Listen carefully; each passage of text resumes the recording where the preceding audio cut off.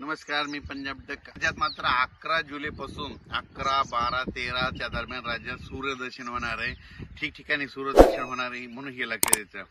राज्यात उद्यापासून लगेच गरमी देखील वाढणार आहे हे देखील लक्षात द्यायचं. आणि राज्यात सांगायचं झालं तर 11 पासून राज्यात सूर्यदर्शन होईल. राज्यातला पाऊस देखील कमी होणार आहे. राज्यातला पाऊस विश्रांती घेणार आहे म्हणून हे लक्षात द्यायचं.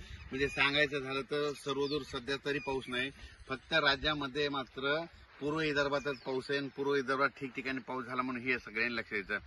पण राज्यातल्या सर्व शेतकऱ्याला सांगू इच्छितो की काय झालं की काही भागामध्ये सांगतो की लातूर जिल्हा, धाराशिव, त्याच्यानंतर सोलापूर जिल्हा, बीड जिल्ह्यामध्ये ह्या भागामध्ये ह्या आता जे पाऊस पडला त्याच्यामध्ये तिकडल्या भागात काही भाग आणखीन सोडून दिलेला आहे. तर त्यांना सांगू इच्छितो की आज 10 तारखेला म्हणजे दुपारपर्यंत ऊन पडेल, काही भागामध्ये तुरळक ठिकाणी पाऊस पडणार आहे म्हणून हे लक्षात द्यायचं. सध्या तरी असा सर्वदूरचा तुमच्या जिल्ह्यामध्ये पाऊस नाही म्हणून हे लक्षात द्यायचं.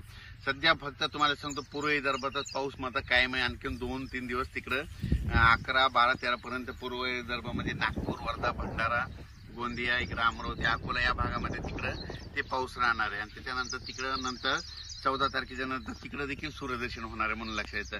पण राज्यात मात्र उद्यापासून मात्र सगळीकडे सूर्यदर्शन होणार आहे म्हणून हे लक्षात येतं. राज्यातल्या सर्व शेतकऱ्याला सांगू इच्छितो की राज्यामध्ये मग सांगायचं झालं तर हे बीड जिल्हा झाला, लातूर जिल्हा झाला, त्यानंतर जालना जिल्ह्याचा काही भाग, त्याच्यानंतर इकडं नगर जिल्ह्याचा काही भाग, कडाष्ट या भागात आणि परभणी जिल्ह्याचा काही भाग, या भागात काही भागामध्ये आणखीन पाऊस पडलेला नाही. तर त्या शेतकऱ्याला सांगू इच्छितो की तुमच्याकडं 14-15 तारखेच्या दरम्यान एक भाग बदलत म्हणजे स्थानिक वातावरण तयार होऊन भाग बदलत 14-15च्या दरम्यान एक पाऊस येणार आहे म्हणून हे लक्षात येतं.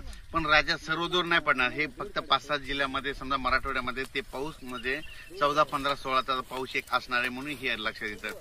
पण राज्यात सांगायचं झालं तर पूर्व विदर्भ, पश्चिम विदर्भ म्हणजे तिकडला पाऊस म्हणजे तिकडला थोडा आजच्या दिवस तिकडला पाऊस कायम राहणार आहे.